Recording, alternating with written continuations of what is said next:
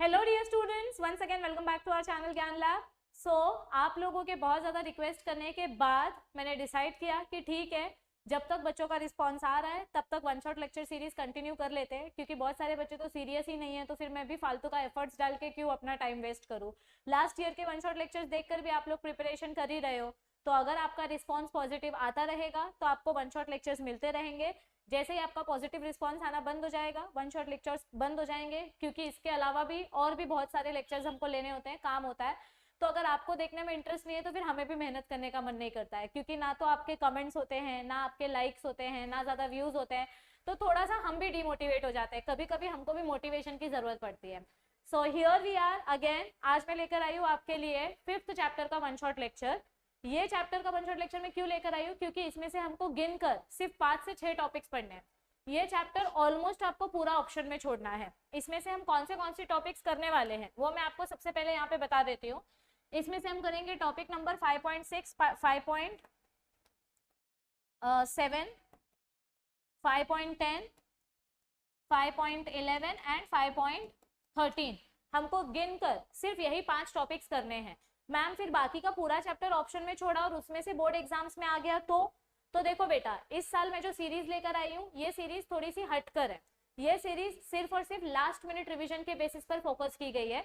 अगर आपको पूरे वन शॉट चैप्टर का लेक्चर देखना है, पूरे लेक्चर को डिटेल में पढ़ना है, तो आप लास्ट ईयर का वन शॉट लेक्चर देख सकते हो।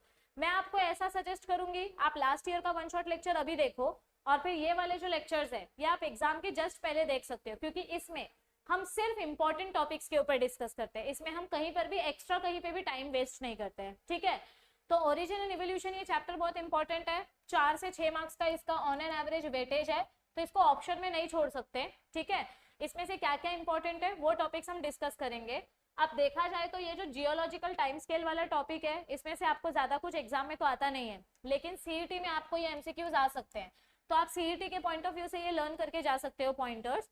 हम सीधा उड़ी मारेंगे टॉपिक नंबर 5.6 में, क्योंकि स्टार्टिंग के 5 टॉपिक्स में से आपको बोर्ड्स में कभी क्वेश्चंस आए ही नहीं है। ये देखो, मैं डायरेक्ट आपको लास्ट ईयर के क्वेश्चंस दिखाती हूँ, पिछले 3 साल के क्वेश्चंस। देखो यहाँ पर भी आपको डायरेक्ट 5.7 वाले टॉपिक से क्वेश्चन दिया गया है, या 5.6 का है, ये 5.5 में से कुछ नहीं है। This is from 5.13, this is from 5.7, 5.6। Hybridization 5.11, 5.7, this is from 5.11। Connecting link वगैरह वाला टॉपिक है ये। वेस्टिजियल ऑर्गन्स, ये भी आपका एंडिंग 5.10, 11 से है। तो देखो यहाँ पे आपको स्टार्टिंग के 5 टॉपिक्स में से कुछ नहीं आया है, तो मैं पढ़ाकर वो टाइम वेस्ट नहीं करना चाहती आपका। वैसे तो मैंने पूरा डिटेल में ऑलरेडी चैप्टर पढ़ाया हुआ है, आप डायरेक्ट लास्ट ईयर का वन शॉट लेक्चर देख सकते हो। तो हम स्टार्ट करेंगे डायरेक्टली टॉपिक नंबर 5.6 से। 5.6 modern synthetic theory of evolution. अब इसमें क्या बताया गया है, हमारे एंसेस्टर्स के बारे में स्टडी करने के लिए अलग अलग साइंटिस्ट लोगों ने अलग अलग प्रिंसिपल्स की मदद से डिस्कवरी की। तो यहाँ पर हमने जेनेटिकल स्टडी की, इकोलॉजिकल स्टडी की, ऑर्गेनिजम्स का इंटरनल स्ट्रक्चर हमने समझने की कोशिश की, ऑर्गेनिजम्स कौन से जोग्राफिकल रीजन में किस तरह की डेवलपमेंट दिखाते हैं वो हमने समझने की कोशिश की। पैलियोंटोलॉजिकल स्टडी हमने यहाँ पर की।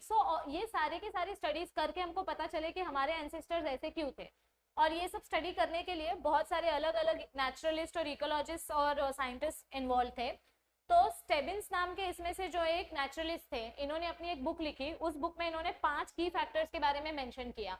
ये जो 5 की फैक्टर्स है, इसको आगे जाके हमने 3 कैटेगरी में डिवाइड कर दिया। ये देखो, ये जो 5 की फैक्टर्स है ना, ये 5 फैक्टर्स को हमने 3 मेन कॉन्सेप्ट में डिवाइड कर दिया। वो 3 मेन कॉन्सेप्ट कौन से हैं? जेनेटिक वेरिएशन, जो हम डिटेल में पढ़ेंगे, नेचुरल सिलेक्शन, जो हम डिटेल में पढ़ेंगे, और आइसोलेशन, जो हम डिटेल में पढ़ेंगे। अब यहाँ पे देखो, मेंडेलियन पॉपुलेशन, जीन पूल और जीन फ्रीक्वेंसी का मतलब क्या होता है, ये 3 वर्ड यहाँ पे इंपॉर्टेंट है।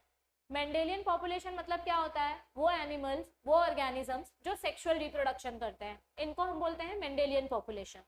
जीन पूल मतलब क्या होता है? अगर आपके घर में 5 लोग रहते हैं, तो अगर एक इंसान की बॉडी में टोटल 10 जीन्स है, तो 5 लोगों की जीन्स को जब आप ऐड कर दोगे उसको बोलते हैं जीन पूल। जीन पूल का मतलब क्या होता है? Total number of jeans of all individuals in a population. एक ही जगह पे सारे ऑर्गेनिजम्स का जीन्स एक साथ ऐड कर देना, दैट इज जीन पूल। और जीन फ्रीक्वेंसी का मतलब क्या होता है कि किसी भी एक पर्टिकुलर कैरेक्टर को लेकर उसका स्टडी करना कि ये कैरेक्टर इस पर्टिकुलर एरिया में कितनी बार प्रेजेंट है। जैसे समझो यहाँ पर अगर मैं आपको बोलूँ कि व्हाइट फ्लावर की फ्रीक्वेंसी बताओ मुझे, आपके पास कोई गार्डन है, उस गार्डन में व्हाइट फ्लावर की फ्रीक्वेंसी क्या है बताओ। तो यहाँ पर आपको देख के पता चलेगा कि टोटल 9 फ्लावर्स है, 9 में से 2 फ्लावर्स व्हाइट कलर के हैं, तो इसकी फ्रीक्वेंसी क्या हो जाएगी 2/9, और 2/9 का आंसर क्या आता है 0.22। फ्रीक्वेंसी मतलब क्या होता है कि कौन सा ऑर्गेनिज्म कितनी बार रिपीट होता है, ठीक है, that is called as frequency. अब हम पढ़ते हैं ये 3 फैक्टर्स के बारे में, ये 3 मेन कॉन्सेप्ट के बारे में। सबसे पहले तो जेनेटिक वेरिएशन में आता है जीन म्यूटेशन।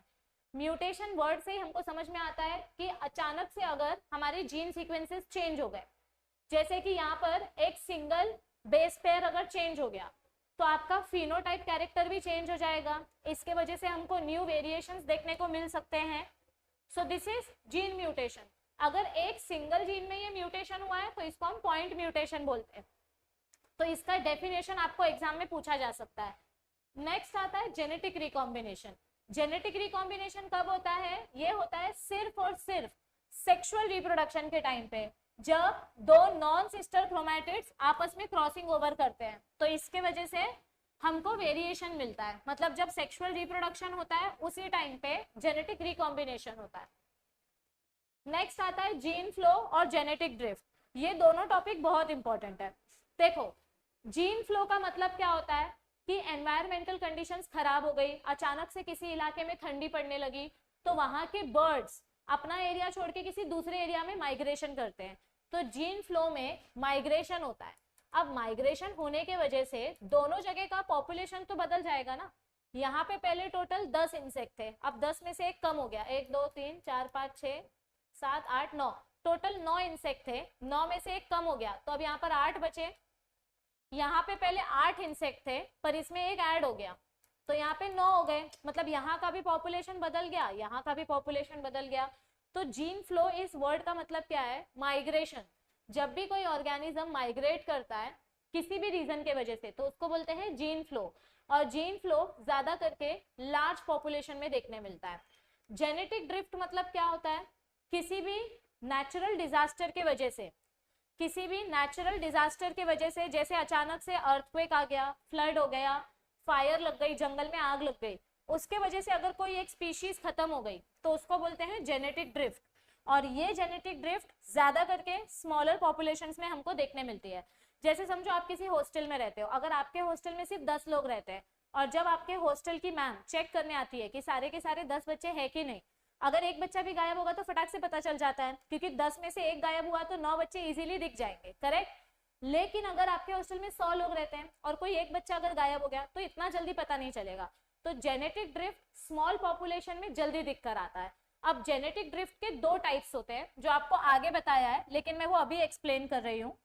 देखो, जेनेटिक ड्रिफ्ट के 2 टाइप्स कौन से बताए हैं, ये देखो, जेनेटिक ड्रिफ्ट के 2 टाइप्स हमको कौन से बताए गए हैं, एक बताया गया है बॉटलनेक इफेक्ट और एक बताया गया है फाउंडर्स इफेक्ट। ये है फाउंडर इफेक्ट और यहाँ पर कहीं पर लिखा है बॉटलनेक इफेक्ट, एक मिनट, कहाँ गया, हाँ ये रहा bottleneck effect. So basically genetic drift मतलब क्या होता है, नेचुरल डिजास्टर के वजह से, नेचुरल डिजास्टर के वजह से अचानक से जब पॉपुलेशन कम हो जाता है, that is called as genetic drift. एक होता है फाउंडर इफेक्ट, एक होता है बॉटलनेक इफेक्ट। अभी दोनों में आपको क्या डिफरेंस दिखाई दे रहा है, ये जो फाउंडर इफेक्ट है ये बेसिकली बोलने के लिए ये जेनेटिक ड्रिफ्ट है, बट दिखने में यहाँ पे आपको माइग्रेशन दिखाई दे रहा है, तो it is like gene flow. It is like, मतलब अगर आप इसका मेथड फॉलो करोगे तो ये जीन फ्लो का मेथड एक्सेप्ट करता है। मतलब अगर समझो एक ग्रुप ऑफ पॉपुलेशन में से कुछ ऑर्गेनिजम्स माइग्रेट हो गए, अब ये ऑर्गेनिजम्स जो माइग्रेट हो गए हैं इनमें से जो डोमिनेंट ऑर्गेनिज्म है, ये डोमिनेंट ऑर्गेनिज्म अपना पॉपुलेशन बढ़ाएगा और इसी का ज्यादा पॉपुलेशन आगे जाके मिलेगा, आगे 50 साल के बाद ये स्पीशीज ज्यादा हो जाएगी। तो जो स्पीशीज नंबर में कम थी लेकिन वो स्पीशीज ज्यादा डोमिनेंट निकली और उस स्पीशीज के ज्यादा पॉपुलेशन फॉर्म हो गए, इसको बोलते हैं फाउंडर स्पीशीज और इस इफेक्ट को बोलते हैं फाउंडर इफेक्ट। तो बेसिकली फाउंडर इफेक्ट माइग्रेशन की वजह से होता है। और बॉटलनेक इफेक्ट मतलब क्या होता है, कुछ नहीं, नेचुरल डिजास्टर के वजह से, अर्थक्वेक के वजह से अचानक से पॉपुलेशन कम हो गया, अब ये पॉपुलेशन फिर से पहला जैसा होने के लिए टाइम लगेगा, पर यहाँ पे आपको बहुत ही लिमिटेड कंडीशंस मिलेंगे। जैसे ये जो बॉटल है, बॉटल के अंदर आप हाथ नहीं डाल सकते, आप एक टाइम पे 1 या 2 ही चॉकलेट इसमें से निकाल सकते हो। वैसे ही जब आपका पॉपुलेशन कम हो जाता है तो पॉपुलेशन फिर से रिसाइकल होने के लिए बहुत टाइम लगता है, क्योंकि नेचुरल रिसोर्सेज कम है, हमारे पास बहुत कम नेचुरल रिसोर्सेज है। इस इतने कम नेचुरल रिसोर्सेज में हमको पॉपुलेशन फिर से पहले जैसे करना है। तो this is bottle neck effect. Bottle का नेक कैसे होता है, एकदम छोटा होता है, नीचे से भले ही बॉटल ज्यादा होती है पर उसका नेक एकदम छोटा होता है। वैसे ही नेक मतलब एनवायरमेंटल कंडीशंस, एनवायरमेंटल कंडीशंस में रिसोर्सेज बहुत कम अवेलेबल है, तो फिर से पहले जैसा पॉपुलेशन जनरेट करने के लिए टाइम लगेगा। दिस इज जेनेटिक ड्रिफ्ट का एक example, this is second example. ठीक है, सो ये हो गया जेनेटिक ड्रिफ्ट। जेनेटिक ड्रिफ्ट के ऊपर आपको बोर्ड्स में क्वेश्चंस पूछे गए हैं, ये देखो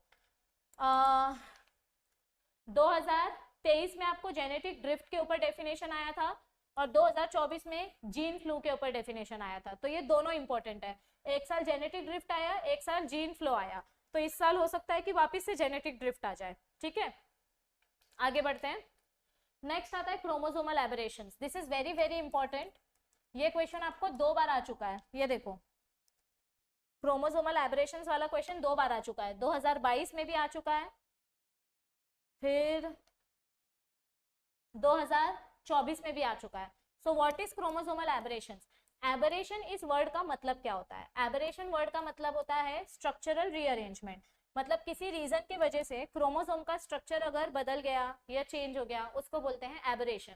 यहाँ पर स्ट्रक्चरल रीअरेंजमेंट होने की वजह से अगर क्रोमोसोम्स के रीअरेंजमेंट हो गए तो that is called chromosomal aberration. 4 type का क्रोमोसोमल एबरेशन होता है, पता नहीं क्यों मुझे ऐसी स्ट्रॉन्ग फीलिंग है कि ये क्वेश्चन 4 मार्क्स के लिए भी आ सकता है। सो क्रोमोसोमल एबरेशंस 4 टाइप के होते हैं। अगर आपके क्रोमोसोम में से कोई एक जीन गायब हो गई, that will be called as deletion. अगर एक जीन डबल हो गई तो डुप्लीकेशन। अगर हमारी जीन उल्टा हो गई, मतलब BCD से उल्टा होके ये DCB बन गई, so that is called as inversion. कभी कभी आपको डायग्राम देकर उसका टाइप पूछते हैं, जैसे 2022 में पूछा गया था, ये वाला क्वेश्चन 2022 में आया था। और कभी कभी आपका ये जो जीन का सेगमेंट है, ये पूरा का पूरा सेगमेंट किसी दूसरे क्रोमोसोम के पास चला जाता है, so this is called as translocation, location बदल देना। ठीक है, नेक्स्ट आता है नेचुरल सिलेक्शन। अभी डार्विन सर ने हमको एक सिंपल सी चीज बताई थी कि भैया अगर नेचर में सर्वाइव करना है तो खुद को अडेप्ट करना पड़ेगा, अडेप्टेशन दिखाओगे तो ही तुम्हारा सर्वाइवल होगा और तो ही तुम जीवित बचोगे। ठीक है, तो नेचुरल सिलेक्शन एक्सप्लेन करने के लिए एक पहला एग्जाम्पल उन्होंने दिया था इंडस्ट्रियल मेलानिज्म का। मेलानिन पिगमेंट यानी डार्क कलर का पिगमेंट।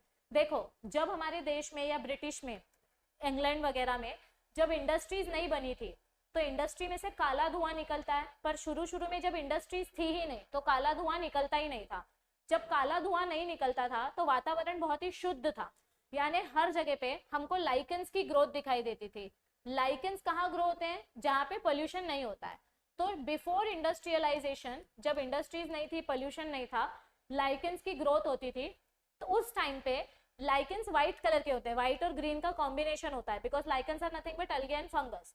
तो उस टाइम पे जो व्हाइट कलर के कीड़े हैं, व्हाइट कलर के इंसेक्ट, जिनको हम बोलते हैं बिस्टन बेट्यूलेरिया, ये नाम बहुत इंपॉर्टेंट है, और जो काले वाले इंसेक्ट होते हैं इनको हम बोलते हैं बिस्टन कार्बोनेरिया। तो जब इंडस्ट्रियल एवोल्यूशन हुआ नहीं था, बिफोर इंडस्ट्रियल एवोल्यूशन, उस टाइम पे व्हाइट कलर के इंसेक्ट ना बहुत ज्यादा पॉपुलेशन बढ़ रहा था। ये देखो यहाँ पे आपको व्हाइट कलर का इंसेक्ट दिखेगा। उस टाइम पे व्हाइट कलर के इंसेक्ट का पॉपुलेशन बहुत ज्यादा बढ़ रहा था और ब्लैक कलर के इंसेक्ट बेचारे मर रहे थे, क्योंकि कोई भी बड़ा पक्षी आता था और काले इंसेक्ट को खा जाता था, क्योंकि ये इजीली दिख जाता था। ये वाला इंसेक्ट केमोफ्लाज हो जाता था, ये लाइकेंस के कलर के साथ मैच हो जाता था, पर ये नहीं हो पाता था। तो बिफोर इंडस्ट्रियलाइजेशन व्हाइट कलर के इंसेक्ट का पॉपुलेशन ज्यादा था, ब्लैक इंसेक्ट का पॉपुलेशन कम था। लेकिन आफ्टर इंडस्ट्रियलाइजेशन, जब इंडस्ट्रियल रेवोल्यूशन हुआ, उस टाइम पे इंडस्ट्रीज में से काला धुआं निकलने लगा, ब्लैक सूटी स्मोक निकलने लगा, जिसके वजह से क्या हुआ, ये जो लाइकेंस है ये ब्लैक हो गए, प्रदूषण के वजह से पूरा सब काला काला हो गया। तो अब काले इंसेक्ट बच गए और व्हाइट इंसेक्ट का पॉपुलेशन कम होने लगा। तो अब इनका टाइम आ गया, वो बोलते हैं ना अपना टाइम आएगा, तो अब इनका टाइम आया और इनका टाइम चला गया।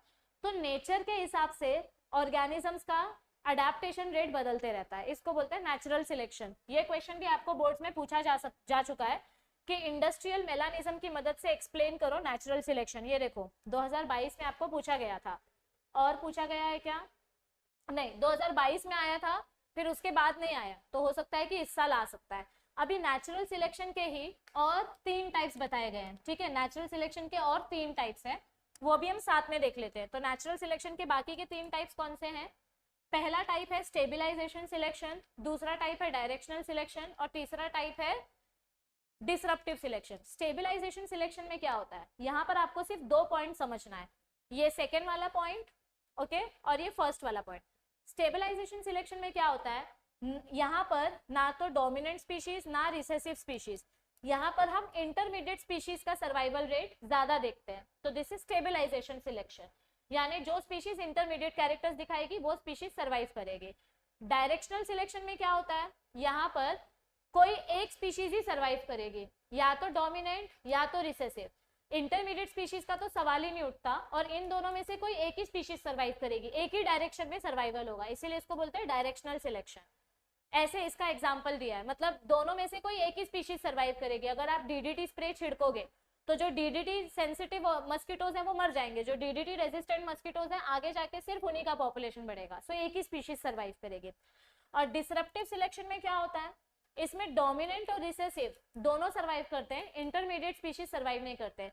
जैसे कि देखो यहाँ पर बड़े चोंच वाला जो बर्ड है वो बड़ी सीड खाएगा, छोटे चोंच वाला जो बर्ड है वो छोटी सीड खाएगा। लेकिन अगर किसी बर्ड का बीक मीडियम साइज का है, ना तो वो बड़ा बीज खा पाएगा ना छोटा बीज खा पाएगा। और अफ्रीका में 2 टाइप के सीड्स होते हैं, या तो बड़ा सीड होता है या तो छोटा सीड होता है, तो यहाँ पे इंटरमीडिएट स्पीशीज सर्वाइवल होने का चांसेस ही नहीं है, इसीलिए डिसरप्टिव सिलेक्शन में इंटरमीडिएट स्पीशीज देखने को ही नहीं मिलते, पर ये टाइप का सिलेक्शन थोड़ा रेयर होता है। तो नेचुरल सिलेक्शन हो गया, पीछे जाते हैं। Chromosomal aberration done, natural selection done. अब आते हैं आइसोलेशन पे, वेरी इंपॉर्टेंट टॉपिक, 2023-2024 में ये क्वेश्चन पूछा जा चुका है। What is isolation? देखो बार बार सेम स्पीशीज प्रोड्यूस कर करके कंटाला आ गया, अब मुझे न्यू वेरिएशंस चाहिए, मुझे न्यू वैरायटी के एनिमल्स चाहिए। तो न्यू वैरायटी के एनिमल्स को हम बनाने के लिए अलग अलग मेथड्स यूज करते हैं। एक है ज्योग्राफिकल आइसोलेशन, उनको अलग अलग दूर दूर ले जाके छोड़ दो, एक को इंडिया एक को इंडोनेशिया, ऐसे दूर दूर ले जाके छोड़ दो, या फिर उनका रिप्रोडक्टिव मैकेनिज्म बदल दो। ज्योग्राफिकल आइसोलेशन 2 टाइप का होता है, ये देखो, मतलब एक टाइप का पहले यहाँ पे बताया है कि अगर अचानक से बीच में कोई नदी, बाढ़ या पहाड़ वगैरह कुछ आ गया तो दैट इज ज्योग्राफिकल आइसोलेशन। ना तो ये इसके पास जाएगा ना ये इसके पास आएगा, ये बोलेगा तुम मेरे लिए 7 समुंदर पार आने के वादे करते थे और आज तुम एक नदी पार करके नहीं आ पा रहे हो, और वो बोलेगा तो इतना ही बोल रहे तो तू इधर पे आ जा। मतलब दोनों ही, ये फिर थक जाएगा, ये भी थक जाएगा, ये अपना पार्टनर यहाँ ढूंढेगा, ये अपना पार्टनर यहाँ ढूंढेगी, मतलब ऐसे दोनों अलग अलग ऑर्गेनिजम्स के साथ रिप्रोड्यूस करके न्यू स्पीशीज देंगे। ये मिशन सक्सेसफुल, यही करना था ना हमको। और रिप्रोडक्टिव आइसोलेशन में क्या होता है, यहाँ पे बेचारे ऑर्गेनिजम्स रहते तो सेम जगह पे हैं, लेकिन किसी ना किसी रिप्रोडक्टिव प्रॉब्लम की वजह से वो नए बच्चे पैदा कर पाते। तो रिप्रोडक्टिव आइसोलेशन 2 टाइप का होता है, एक प्री मेटिंग एक पोस्ट मेटिंग। प्री मेटिंग में क्या होता है, हैबिटेट आइसोलेशन, ये दोनों एनिमल्स रहते एक ही ज्योग्राफिकल एरिया में है लेकिन दोनों का हैबिटेट अलग है, एक लैंड पे रहता है एक पानी में रहता है। फिर वही बात हो गई, तुम मेरे लिए पानी में आ जाओ तुम मेरे लिए जमीन में आ जाओ, दोनों भी अपना अपना हैबिटेट कॉम्प्रोमाइज करने के लिए रेडी नहीं है, इसीलिए दोनों अपना अपना नया पार्टनर ढूंढ लेंगे। दिस इज हैबिटेट आइसोलेशन, जिसको हम इकोलॉजिकल आइसोलेशन भी बोलते हैं। सीजनल आइसोलेशन में क्या होता है, हमने चैप्टर नंबर 1 में पढ़ा था डाइकोगेमी। डाइकोगेमी में क्या होता है, जब फीमेल मेच्योर होती है तो मेल सोते रहता है, जब मेल मेच्योर होता है तो फीमेल सोती रहती है, दोनों का मैच्योरिटी टाइम बदल जाता है, तो इसको बोलते हैं टेम्पोरल या सीजनल आइसोलेशन। दोनों अलग अलग सीजन पे मेच्योर होंगे तो दोनों को अपना अलग अलग पार्टनर ढूंढना पड़ेगा। एथोलॉजिकल आइसोलेशन में क्या होता है, जो मूवीज में दिखाता है ना, गांव का छोरा शहर की छोरी, वो जैसे अभी बंदिश बैंडिट्स करके जो वेब सीरीज आया है अमेजोन प्राइम पे, जिन बच्चों को पता है इस वेब सीरीज के बारे में तो बेटा बहुत चतुर हो तुम, जिनको नहीं पता है ठीक है अच्छी बात है, नहीं पता होना चाहिए, इट इज 18+ वाला शो व्हाटएवर। तो यहाँ पे क्या होता है कि बिहेवियर पसंद नहीं आया इसीलिए जाओ, तुम्हारे साथ मेटिंग नहीं होगी, बिहेवियर की वजह से रिजेक्ट हो जाते हैं, they do not mate, so this is behavioural isolation, इसको एथोलॉजिकल आइसोलेशन भी बोलते हैं।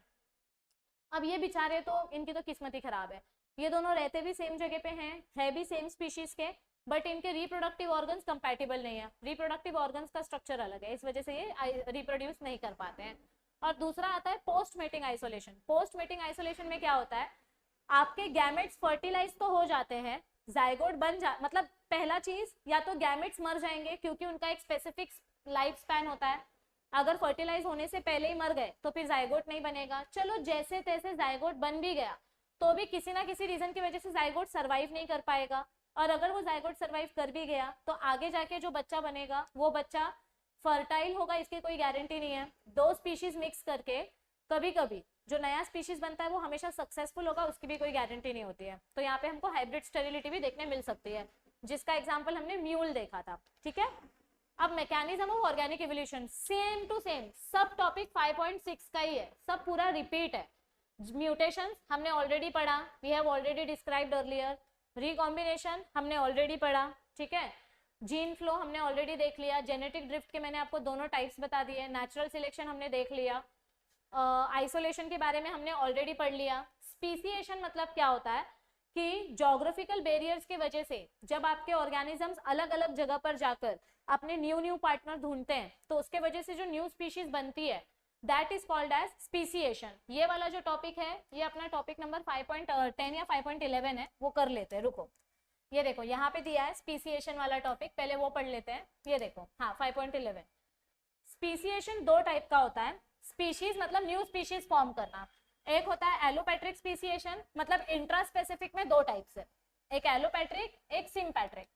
एलोपैट्रिक में क्या होता है, ये सेम जोग्राफिकल आइसोलेशन जैसा है, मतलब ग्लेशियर्स की वजह से, माउंटेन्स की वजह से या नदी नाले की वजह से हमारे दो बेचारे प्रेमी बिछड़ गए, तो इसने अपना पार्टनर यहाँ ढूंढ लिया, इसने अपना पार्टनर यहाँ ढूंढ लिया, इन्होंने अपना नया संसार बना लिया। सो दिस इज, यहाँ पे देखो, यहाँ पे ओरिजिनली ब्लू स्पीशीज थी ही नहीं, पर ये न्यू स्पीशीज आपको मिली यहाँ पे। So this is called as allopatric speciation, जो जोग्राफिकल बैरियर्स की वजह से होता है। इसका एग्जाम्पल है गैलोपैगोस आइलैंड्स के बर्ड्स या फिर ऑस्ट्रेलिया के मार्सुपियल एनिमल्स। मार्सुपियल एनिमल्स मतलब पाउच्ड एनिमल।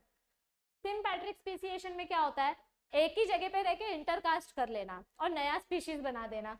तो यहाँ पे ऑर्गेनिजम्स एक ही जगह पे रह रहे हैं लेकिन उधर ही रह के ही अंदर अपना नया संसार बसा रहे हैं। So this is your sympatric speciation. इन दोनों के बीच का डिफरेंस पूछा जा सकता है। एंड नेक्स्ट आता है इंटर स्पेसिफिक स्पीसीएशन। इसके ऊपर ना आपको बोर्ड्स में क्वेश्चन पूछा गया है। ये देखो, mention the name of sterile animal produced by intergeneric hybridization. तो यहाँ पे म्यूल भी लिख सकते हो या हिन्नी भी लिख सकते हो, ये दोनों आपके इंटरजेनेरिक हाइब्रिडाइजेशन के वजह से बने हैं। ठीक है, ये हमने देख लिया।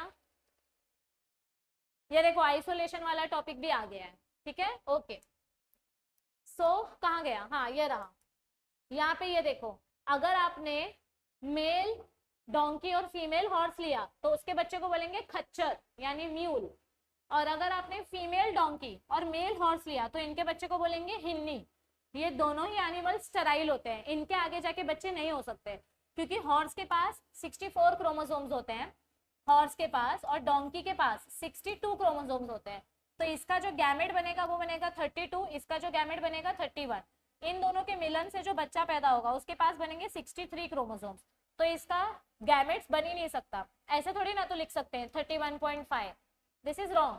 तो ये जो एनिमल्स हैं ये स्टेराइल एनिमल्स होते हैं, ये म्यूल या हिन्नी जो भी है स्टेराइल एनिमल्स होते हैं। न्यू टेक्स्ट बुक में ना यहाँ पे कुछ प्लांट्स का एग्जाम्पल दिया है, पर आप वो प्लांट्स का एग्जाम्पल भी लर्न कर सकते हो या ये वाला एग्जाम्पल भी स्क्रीनशॉट लेके इसको लर्न कर सकते हो। ठीक है, ये this is according to the old text book. Okay, तो स्पीसीएशन हो गया अपना। कहाँ गए हम, हाँ नेचुरल सिलेक्शन देख लिया, स्पीसीएशन देख लिया। हार्डी वेनबर्ग प्रिंसिपल पे से आपको क्वेश्चन नहीं आता है, आप पिछले 3 साल में नहीं पूछा गया इसलिए मैं ये स्किप कर रही हूँ। किसी को हार्डी वेनबर्ग इक्विलिब्रियम पढ़ना है तो आप मेरे पिछले साल के वन शॉट लेक्चर से पढ़ सकते हो। अडेप्टिव रेडिएशन आता है क्या 5.9, नहीं ये टॉपिक भी नहीं पूछते हैं इसीलिए ये भी मैं स्किप कर रही हूँ। 5.10 एविडेंस, हाँ ये वाला टॉपिक हमको करना है। एविडेंस ऑफ ऑर्गेनिक इवोल्यूशन मतलब कैसे पता चलेगा कौन सा ऑर्गेनिज्म कब आया, कहाँ से आया, कैसे आया। तो उसके लिए पहले तो हमको उसके फॉसिल फ्यूल्स की स्टडी करनी पड़ेगी। तो जब आप किसी भी ऑर्गेनिजम्स की फॉसिल की स्टडी करते हो उसको बोलते हैं पैलिएंटोलॉजी। अब वो प्लांट्स का डेड सैंपल हो सकता है या एनिमल्स का डेड फॉसिल हो सकता है, अलग अलग टाइप के फॉसिल्स होते हैं। फॉसिल्स में आप पूरा का पूरा हड्डियों का ढांचा पढ़ सकते हो या सिर्फ उनका आकार, उनका शेप, उनके पंजे का निशान, ऐसे अलग अलग टाइप के फॉसिल के सैंपल्स होते हैं। अगर आपको असली ढांचा मिला है हड्डियों का तो उसको बोलेंगे एक्चुअल रिमेन्स।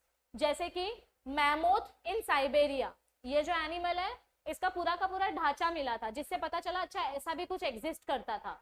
या फिर मरा हुआ इंसेक्ट पत्थर के ऊपर चिपका हुआ पाया गया करोड़ों साल, हजारों साल, लाखों साल पहले, this is actual remains. Mould, cast and compression, तीनों का मतलब ऑलमोस्ट सेम है।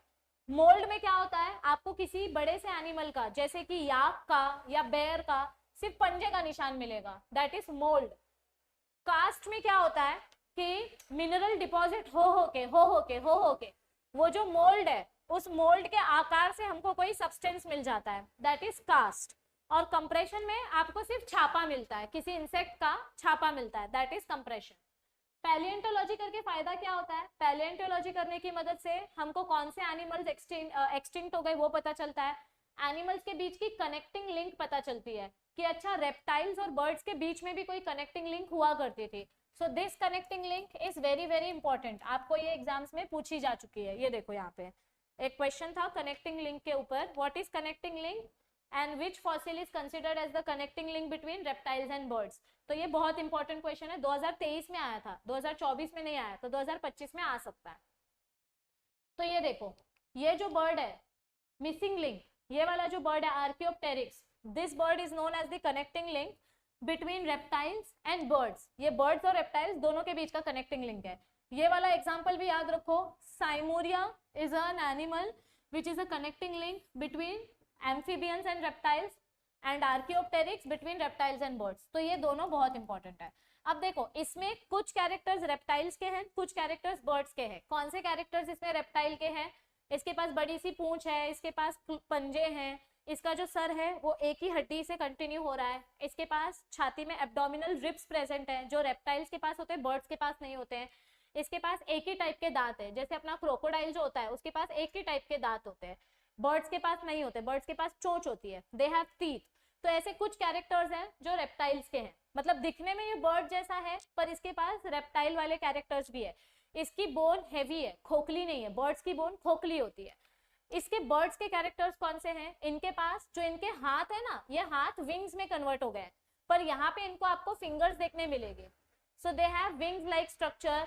इनका जो जॉ है दिखने में ये बीक जैसा दिख रहा है पर इनके पास दांत भी है। तो इसमें कुछ कैरेक्टर्स बर्ड्स के हैं, कुछ कैरेक्टर्स रेप्टाइल्स के हैं, इसीलिए इसको हम अपना क्या बोलते हैं, कनेक्टिंग लिंक बोलते हैं। इनके पास ये जो अंगूठा है, ये अंगूठा अपोजिट डायरेक्शन में दिखा रहा है जो कि रेप्टाइल्स के पास होता है। नॉर्मली बर्ड्स की सारी फिंगर्स एक ही डायरेक्शन में फोल्ड होती है, पर इसकी जो फिंगर है ये फिंगर अपोजिट डायरेक्शन में फोल्ड हो रही है ऐसे। तो ये तो रेप्टाइल का कैरेक्टर, ये बर्ड्स का कैरेक्टर है। सो नॉर्मली बर्ड्स में ऐसा होता है और रेप्टाइल्स में ऐसा होता है, तो इसमें दोनों के कैरेक्टर्स है, इसीलिए इसको हम बोलते हैं कनेक्टिंग लिंक। ठीक है, सो इससे पता चलता है कि बर्ड्स रेप्टाइल्स से आए हैं, पहले रेप्टाइल्स थे, ये इवॉल्व होके बर्ड्स बने। ठीक है, ओके, ये वाला टेबल करके जाना, इसमें से आपको आ सकता है।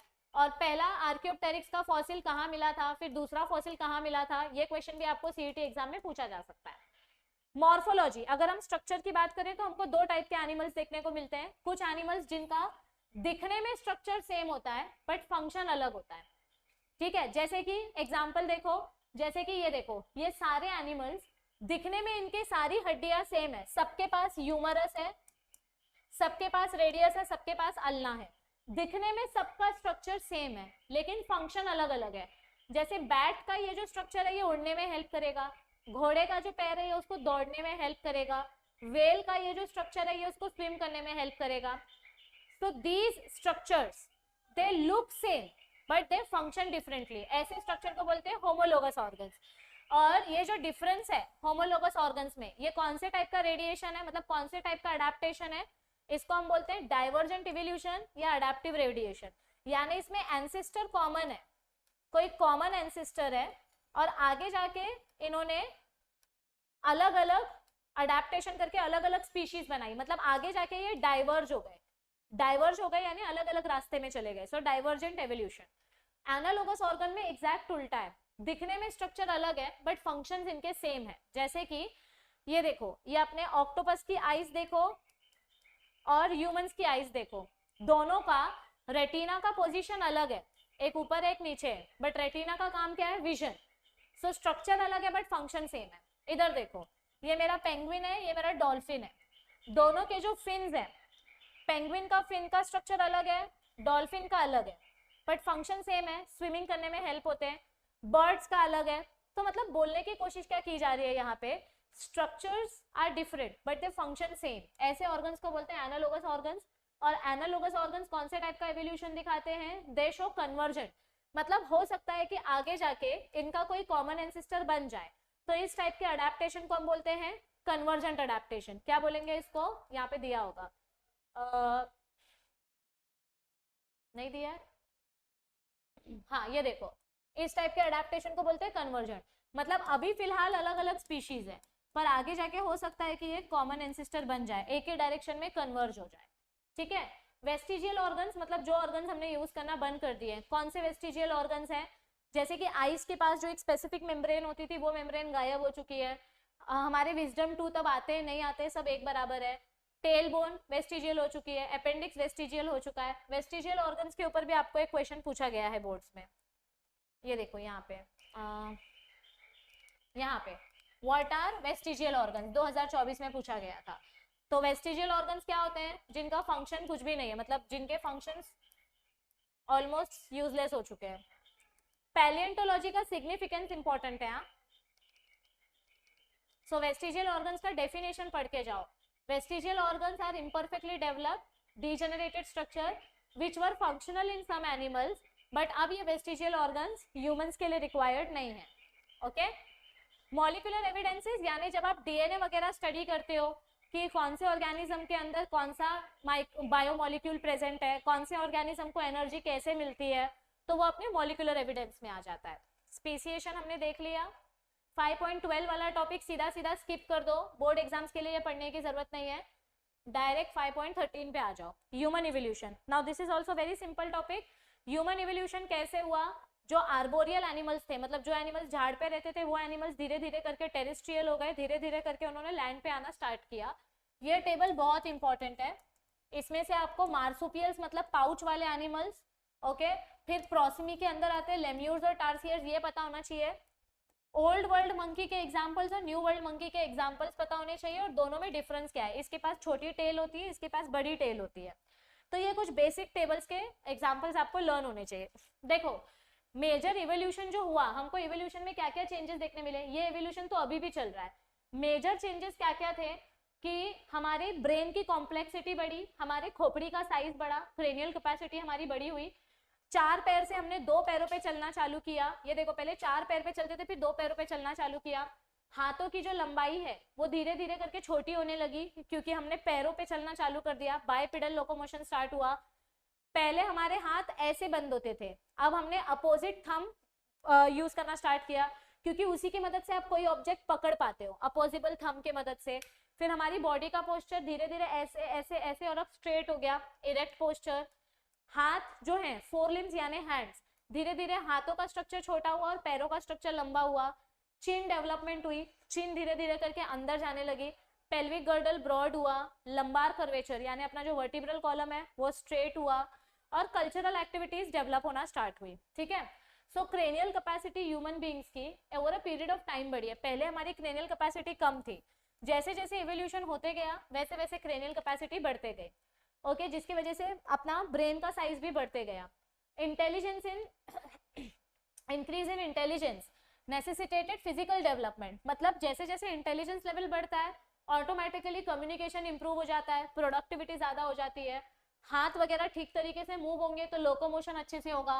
अपोजिट थंब के वजह से हमारी होल्डिंग कैपेसिटी अच्छी हो गई, यस, और बाइपेडल लोकोमोशन की वजह से, सीधे चलने की वजह से हमारा विजन भी काफी ज्यादा इंप्रूव हो गया। स्टीरियोस्कोपिक विजन मतलब क्या होता है, 270 डिग्रीज तक देख पाना। पहले जब ऐसे झुक के चलते थे तो सिर्फ ऐसे ऐसे देख पाते थे, लेकिन अब हम सीधे चलने लगे तो हमारा विजन 270 डिग्रीज हो गया। आउल का कैसे 360 डिग्री रहता है, ओके। ये एवोल्यूशन तो चलता ही रहेगा, धीरे धीरे देखते हैं आगे जाके क्या होगा। हो सकता है अगर आपने दिमाग इस्तेमाल करना बंद कर दिया तो आगे जाके आपका ब्रेन भी वेस्टिजियल ऑर्गन बन सकता है, ठीक है। अभी ये जो टेबल है, ये टेबल बहुत ज्यादा इंपॉर्टेंट है, इसमें से आपको एक क्वेश्चन पूछा गया था, ये देखो यहाँ पे, analyst the characteristics of Neanderthal man, okay. तो ऐसे कुछ भी क्वेश्चन पूछा जा सकता है। तो ये देखो, अभी सबसे पहले तो आपको ऑर्गेनिजम्स के नाम का सीक्वेंस याद होना चाहिए, पहले कौन सा एनिमल था, फिर कौन सा, फिर कौन सा। तो जैसे मैं हर बार बोलती हूँ, दिगंबर माली सर का ट्रिक है, मैं यहाँ पे बता देती हूँ, ड्रा हेंस, yes, Dryopithecus, Ramapithecus, Australopithecus, Homo habilis HH, Homo erectus, Homo मतलब Neanderthal man and Homo sapien. तो आपको ये सीक्वेंस लर्न करना बहुत जरूरी है। फिर कौन सा एनिमल का सर कैसा दिखता है, ये Australopithecus is the connecting link between बंदर एंड ह्यूमंस, ये आपको लर्न करना जरूरी है। होमो हैबिलिस को हैंडी मैन बोलते हैं, this is advanced pre historic man. आप अगर ये छोड़ दोगे ऑप्शन में कि कौन से एनिमल्स का फॉसिल कहाँ मिला तो चलेगा, बोर्ड्स में इसमें से क्वेश्चन नहीं आता, सीईटी में आता है। इसका पीरियड भी छोड़ दो, इसके स्केलेटल फीचर्स भी इतने ज्यादा इंपॉर्टेंट नहीं है, पर अगर पढ़ लोगे तो अच्छा हो जाएगा। पोस्चर ज्यादा एग्जाम में पूछा नहीं जा सकता है, इसमें से सिर्फ 2 ही अलग है, बाकी सब तो सेम है, तो ये भी लर्न कर लो, ठीक है। क्रेनियल कैपेसिटी यानी सबसे छोटे खोपड़ी किसका था और धीरे धीरे खोपड़ी का साइज कैसे कैसे बढ़ा, तो आपको खोपड़ी का साइज पूछा जा सकता है, दिस इज इंपॉर्टेंट। और उसके स्पेशल फीचर्स कि कौन से एनिमल के स्पेशल फीचर क्या थे, जैसे ऑस्ट्रेलोपिथेकस के पास दिखने में ये आदमी था पर दिमाग इसका बंदर जैसे था, बोलते हैं ना अरे क्या बंदर जैसी हरकत कर रहा है। फिर होमो हैबिलिस की खासियत क्या है, इन्होंने स्टोन्स वगैरह की मदद से ये बनाए, क्या बोलते हैं, वेपन्स वगैरह बनाए, तो इनको हैंडीमैन का नाम दिया गया, ठीक है। तो ऐसे हर एक एनिमल का कुछ ना कुछ यहाँ पर स्पेशल फीचर बताया है जो आप लर्न कर सकते हो। धीरे धीरे करके हमें टेबल से ये पता चल रहा है कि क्रेनियल कैपेसिटी बढ़ते जा रही है। अभी भी हमारा इवोल्यूशन का जो जर्नी है ये चालू है। वो बोलते हैं ना इंस्टा पे ऐसे टिकटॉक्स आते हैं, वायरल रील्स आते हैं कि अगर धीरे धीरे करके अपनी जनरेशन को बचाया नहीं गया तो पता नहीं आने वाले बच्चे कैसे टाइप के होंगे, पता नहीं, भगवान जाने। जो 5वीं में जो बच्चे हैं वो लोग गेट रेडी विथ मी वाला रील्स बनाते हैं, तो भगवान ही उनका भला कर सकता है, ठीक है।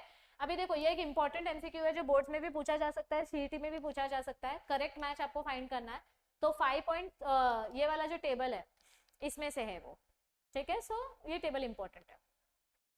ये हमने देख लिया, ये देख लिया, ये देख लिया, यस, ओके।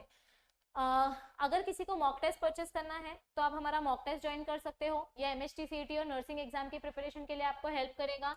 इसके अलावा हमारा वरदान बैच ऑलरेडी चालू होकर उसमें 2 चैप्टर्स खत्म भी हो चुके हैं, चैप्टर नंबर 1 और चैप्टर नंबर 8, ये 2 चैप्टर्स हमारे फिनिश भी हो गए वरदान बैच में। अब ये बैच आगे कंटिन्यू होगा मार्च में। अगर आपको हमारे ऐप का फ्री मटेरियल यूज करना है तो आप ऐप में से फ्री मटेरियल भी यूज कर सकते हो। मॉक टेस्ट ज्वाइन करना है तो मॉक टेस्ट भी ज्वाइन कर सकते हो, क्योंकि इसमें आपको 2200 से भी ज्यादा एमसीक्यूज दिए गए, ठीक है।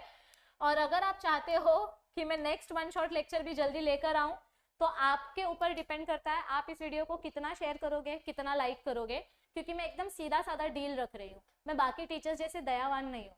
तुम अगर मुझे लाइक्स दोगे, मुझे व्यूज दोगे, मुझे अच्छे पॉजिटिव कमेंट्स करके बताओगे कि आपको इस वीडियो से हेल्प मिल रही है कि नहीं मिल रही है, तो मैं नेक्स्ट कंटेंट लेकर आऊंगी। क्योंकि दानवीर करण जैसे मैं काम करते जा रही हूँ, बट कोई अगर पढ़ाई में आपकी हेल्प नहीं हो रही है तो मतलब टाइम वेस्ट हो रहा है, फिर मैं कुछ नया सोच सकती हूँ। ऐसा नहीं है कि मैम अभी आपके सब्सक्राइबर्स बढ़ गए तो अभी आपका नाटक बढ़ गया, ऐसा हो गया वैसा हो गया, ऐसा नहीं है। पर अगर आपको हेल्प हो रही है तो मैं काम कंटिन्यू करूँ, क्योंकि वैसे भी मुझे फ्री में ही करना है, बराबर। यूट्यूब से कुछ खास पैसा नहीं आता है, 8-10 हजार रुपए कुछ भी नहीं है महीने के हिसाब से, तो पैसे के पॉइंट ऑफ व्यू से नहीं कर रही हूँ, लेकिन पर्सनल मोटिवेशन के पॉइंट ऑफ व्यू से, भाई मुझे मोटिवेशन चाहिए। अगर आपको सच में इन वीडियोस से हेल्प हो रही है तो मुझे बताओ कमेंट सेक्शन में। आप नॉर्मल कमेंट्स भी करोगे कि ma'am yes it is helpful, please put next chapter, तो भी मुझे समझ में आएगा कि आप लोग देख रहे हो। एक कमेंट करने के लिए 10 सेकंड लगता है, एक लाइक करने के लिए 0.1 सेकंड लगता है, और इतना भी अगर आपसे नहीं होता है तो फिर मैं इतना बड़ा बड़ा लेक्चर्स रिकॉर्ड करके क्या करूंगी, है ना। सो मेक श्योर आप इसको ज्यादा से ज्यादा महाराष्ट्र के बच्चों के साथ शेयर करो, ताकि सब बच्चों का फायदा हो सके, सबका यहाँ पे हेल्प हो सके। क्योंकि आपका बोर्ड्स के ऊपर कैसा रिस्पॉन्स है उसके ऊपर ही डिपेंडेंट है कि सीईटी के लिए आपके लेक्चर्स लाने हैं कि नहीं लाने हैं। अगर आप लोग बोर्ड्स एग्जाम्स के लिए वीडियोस नहीं देख रहे हो तो फिर सीईटी एग्जाम के लिए भी आप नहीं देखोगे, फिर सीईटी का भी हम फ्री कंटेंट दे या ना दे हमको सोचना पड़ेगा। So it's totally up to you. फिर से मैं बोल रही हूँ, आपके अच्छे कमेंट्स आएंगे, अच्छा रिस्पॉन्स आएगा तो नेक्स्ट वीडियो आएगी, अदरवाइज टाटा बाय बाय। पुराने लास्ट ईयर के 1 शॉट वीडियोस भी आप देख सकते हो, ठीक है। चलो all the best everybody, bye bye, I will see you very